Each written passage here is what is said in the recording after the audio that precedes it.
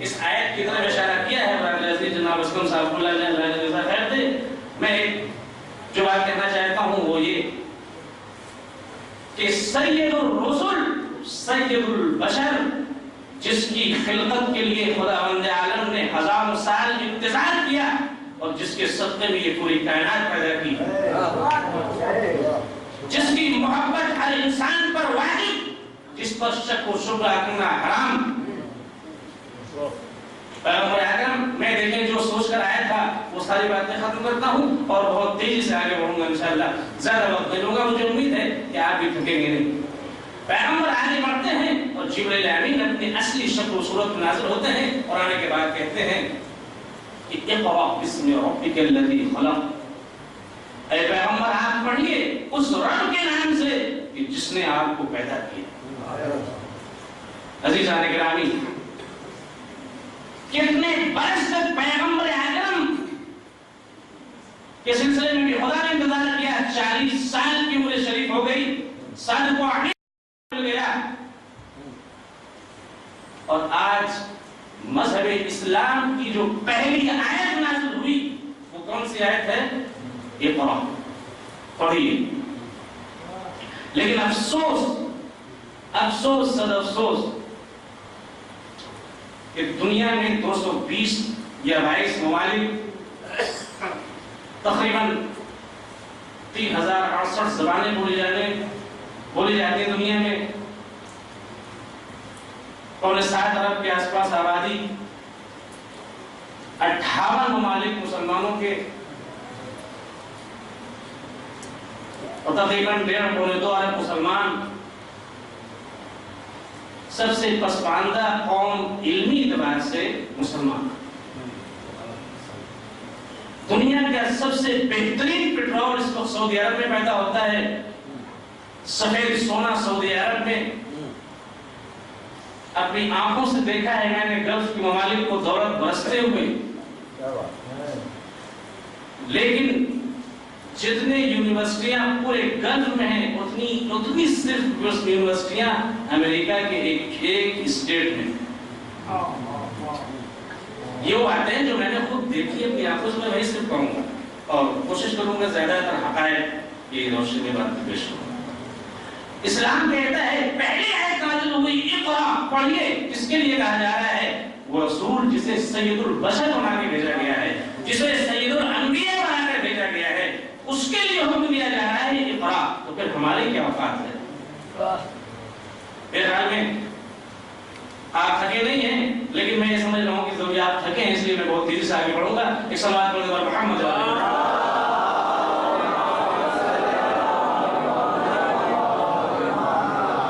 چھٹے امام سے پوچھا گیا کہ مولا یہ اقرأ بسم ربک الذی خلق کا مطلب کیا ہے، اور کسی بھی مسلمان کے لیے قرآن کا مطلب کیا ہے؟ دیکھیں تفسیر کی روشنی میں اور تصریف کے تفسیر کے میدان میں جا کر بڑی مشکل سے انسان نکلتا ہے، لیکن میں بہت تیزی سے آگے بڑھ رہا ہوں. امام نے فرمایا کہ کسی بھی مسلمان کے لیے پہلی منزل اور پہلا قدم ہے، اور آج کا مطلب ہے معرفت پروردگار، اپنے خالق کی معرفت حاصل کرنا کہ جس نے اسے پیدا کیا ہے، جو اس کا مالک ہے، اس کا رازق ہے، اس کا حاکم ہے، جو اس کا ممیت ہے، اس کا محیی ہے. معرفت پروردگار پہلی منزل ہے کسی بھی انسان کے لیے. اور اس کے بعد آپ غور کریں تو یہ معرفت پروردگار کوئی ایسی چیز نہیں ہے کہ جس کے لیے ہمیں ٹائم خرچ کرنا ہے، پیسہ خرچ کرنا ہے، کہیں جانا ہے. سب سے آسان چیز ہے، صرف آس پاس اپنے غور کریں، ہم خداوند عالم کو سمجھ لیں گے، ہم اس کی مخلوقات پر غور کریں تو خالق تک پہنچ جائیں گے ہم. تفسیر کہتی ہے کہ اقرأ بسم ربک الذی خلق کہ اگر ہمیں عملی نمونہ پیش کرنا ہے تو سب سے پہلے معرفت پروردگار ہمیں حاصل کرنی پڑے گی. اس عالم تکوین و بساط ارضی و روایت فلکی پر نگاہ ڈالیے. علم نواز مجمع ہے اور بڑی دنوں سے اہل کامٹی مومنین کامٹی کی تعریفیں سنتا آ رہا تھا، اور آج یقینی بہت بڑی آپ کی آزمائش ہے کہ 5 گھنٹے بیٹھنے کے بعد بھی دیکھتا ہوں کہ 20 منٹ سن سکتے ہیں کہ نہیں۔ آج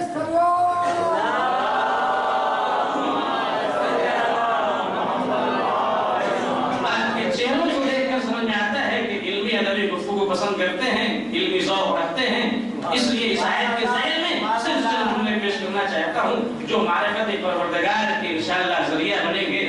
عالم تکوین و وسعت ارضی و روایت فلکی پر نگاہ ڈالیے، آپ کو پتہ چلے گا کہ ہر شے خدا کی تخلیق ہے، اسی کی پیدا کرتا ہے، اسی کے لبے کن فکان کی جنبش سے ظاہر ہے، اسی کے فرمان خلق و امر سے ہویدا ہے، عرش و کرسی میں اسی کے فضل کا رنگ ہے، صراط و میزان میں اسی کے عدل کا ڈھنگ ہے، اسی کا پرتو ہے، طرائق سماوی میں اسی کی ذو ہے، شمس و قمر میں اسی کی ذو ہے، اور ستاروں کے جراوان اسی سے ذو ہے۔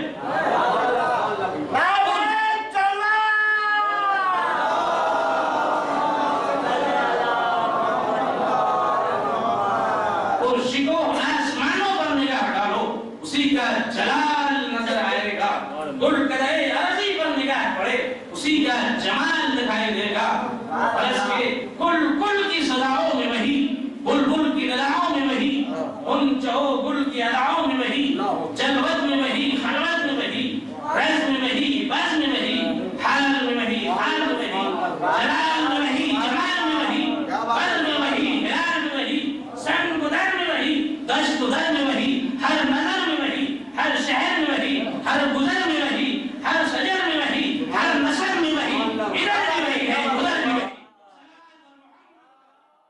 ہر گیا بھی کہ بر زمین و ید وحدہ لا شریک میں گوید، زمین پر اگنے والا ہر پودا خدا بند عالم کی وحدانیت کا کلمہ پڑھتا ہوا اٹھاتا ہے۔ اسی کو مشہور شاعر فردوسی نے کہا ہے کہ مشکل حکال دیس کے ہر ذرہ عین ہو وہ ماں نبی تمام کی اشارت بہت علم۔ حافظ کہتا ہے کہ کائنات کا ہر ذرہ خدا بند عالم کے وجود پر گواہ بنتا ہوا آتا ہے، لیکن افسوس یہ ہے کہ ہم خدا بند عالم کے لیے کسی ایک کونے یا گوشے میں اشارہ نہیں کر سکتے ہیں کہ وہ خدا ہے، جبکہ کائنات کے ہر ذرے میں خدا ہے، لیکن ہم اشارہ نہیں کر سکتے کہ وہ خدا ہے۔ ایک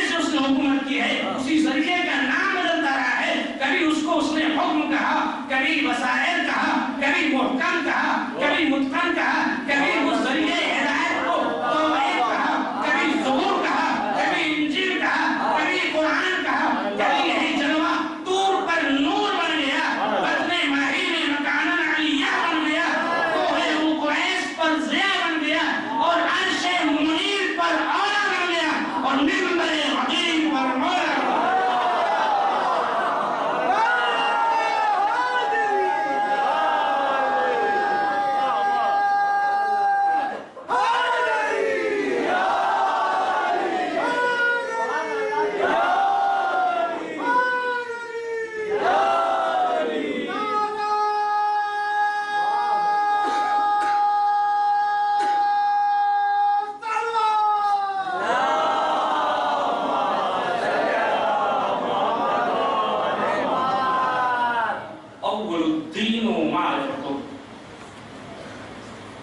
دین کا پہلا قدم، پہلی منزل معرفت پروردگار ہے، اور معرفت پروردگار کے لیے آپ کو کسی دانشکدے اور کسی مدرسے میں جانے کی ضرورت نہیں ہے، گرچہ وہ علمی تعلیم اور وہ تمام مراحل اپنی جگہ۔ میں کہنا یہ چاہ رہا ہوں کہ انسان کو خداوند عالم نے عقل سلیم عطا کی ہے، اس عقل سلیم کے ذریعے سے آپ غور کر کے اپنے مالک و خالق تک پہنچ سکتے ہیں۔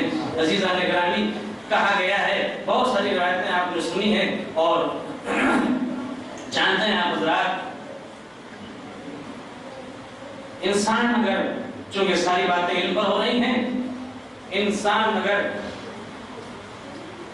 فن ہو، ہنر ہو، علم سے ناشنا ہو، تو اس کی قدر و قیمت بس مٹی اور پتھر جیسی ہے۔ اس درخت کی کوئی قیمت نہیں ہے، اس شجر کی کوئی قیمت نہیں ہے کہ جس کے پاس ثمر نہ ہو۔ وہ انسان نہیں ہے کہ جس کے پاس کوئی فن و ہنر اور علم نہ ہو۔ اور عزیزان گرامی، کون سا مذہب ایسا ہے جس کے پاس علم کے 14 دروازے ہوں اور علم کی 14 قندیلیں ہوں؟ اور ایسے قندیلیں ہیں کہ آج تک جن کے علوم سے امریکہ اور یورپ کی یونیورسٹیاں فائدہ اٹھا رہی ہیں، لیکن افسوس کہ ہمیں یہ تک پتہ نہیں ہے کہ ہمارے مولا نے جو دعائے کمیل ارشاد فرمایا ہے، اس دعائے کمیل پر کیا تحقیق ہو رہی ہے۔